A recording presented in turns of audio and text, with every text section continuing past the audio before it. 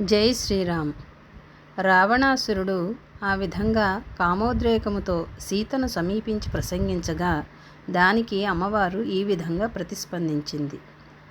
ఆ భయంకర రాక్షసుడు రావణాసురుడు చెప్పిన మాటలు సీతాదేవి విన్నది. ఆ శుచిస్మిత, ఆ వరారోహ, ఆ పతివ్రత తన పెనిమిటి గురించి ఆలోచిస్తూ వణికిపోతూ ఏడుస్తూ రావణాసురుడితో ప్రత్యక్షంగా కాకుండా ఒక గట్టిబోచను అడ్డుపెట్టుకుని దీనస్వరంతో ఈ విధంగా పలికినది. ఓ రాక్షసుడా, నా మీద నుంచి నీ మనసు మళ్లించుకో. నీ మనసు నీ స్వంత భార్యల మీద ఉంచు. పాపిష్ఠివాడు స్వర్గాన్ని కోరినట్లు నీవు నన్ను ప్రార్థించే ప్రయోజనము లేదు.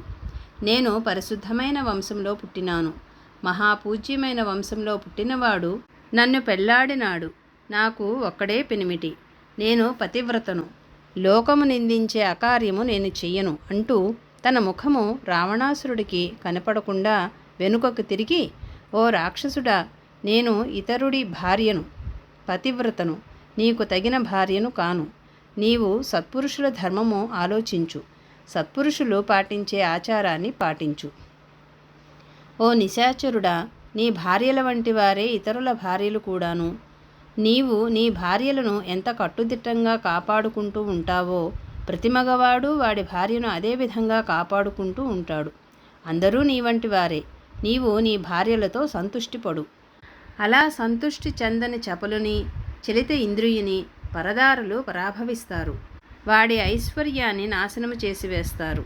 అందుచేత ఎప్పుడూ కూడా ఇతర స్త్రీలను ఆశించడం అనేది ఒక మనిషి తన యొక్క సమస్త ఐశ్వర్యమును, కీర్తిని, ప్రతిష్టను, సమస్తమును కోల్పోవడం అనే ఒక సన్నివేశము అతని జీవితంలో గనక తారసిల్లినట్లయితే ఈ విధమైనటువంటి భావాలు వస్తాయి.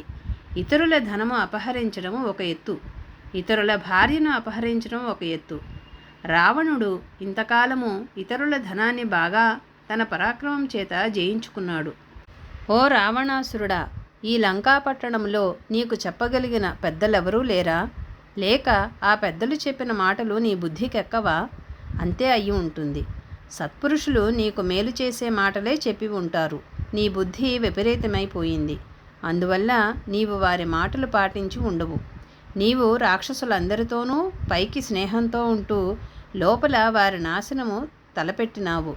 సత్పురుషుల సదుపదేశము వినకుండా రాజు అన్యాయానికి ఒడిగట్టితే సర్వసంపదలు, రాష్ట్రాలు, నగరాలు నాశనమైపోతాయి. నానావిధ రత్న ధాతువులతోనూ సమస్త సంపదలతోనూ తులతూగుతూ ఉన్న ఈ లంకారాజ్యము నీ ఒక్కడి అపరాధం వల్ల అచిరకాలంలోనే నాశనమైపోతుంది. దూరదృష్టి లేని పాపకర్ముడు చేసిన పాపిష్టి పనికి నాశనమైపోతూ ఉంటే సర్వప్రాణికోటి సంతోషిస్తుంది. ఇదివరకు నీవు ఎవరిని వంచన చేశావో వారందరూ నీవు దైవవశము వల్ల నాశనమైపోతూ ఉంటే చూసి సంతోషిస్తారు. భయంకరుడవైన నీకు కష్టాలు వస్తే అందరూ అది తమ భాగ్యమని చెప్పుకుంటారు. ఓ రాక్షసుడా, నీ ఐశ్వర్యంతో గాని, నీ అంతఃపుర ప్రభుత్వ అధికారంతో గాని, నీ ధనంతో గాని నీవు నన్ను ఆశపెట్టలేవు. నేను అట్లా ఆశపడేదానను కూడా కాదు. సూర్యుని వెంట వెలుతురువలే నేను ఆ రామప్రభువు వెంట ఎప్పుడూ ఉండేదానను. నేను ఆయనను వదిలిపెట్టను. ఆ లోకనాథుని ఉత్తమ భుజాన్ని తలగడగా చేసుకున్న నేను మరొక భుజాన్ని ఎట్లా తలగడగా చేసుకుంటాను? రసస్నాతుడు, విజితాత్ముడు, బుద్ధిమంతుడు అయిన బ్రాహ్మణుని ఆశ్రయించుకుని ఉండే వేద విద్య వలె ఆ మహానుభావుని నేను ఆశ్రయించుకుని ఉంటాను. నేను ఆ రామప్రభువుకు తప్ప మరెవరికీ తగిన భార్యను కాను.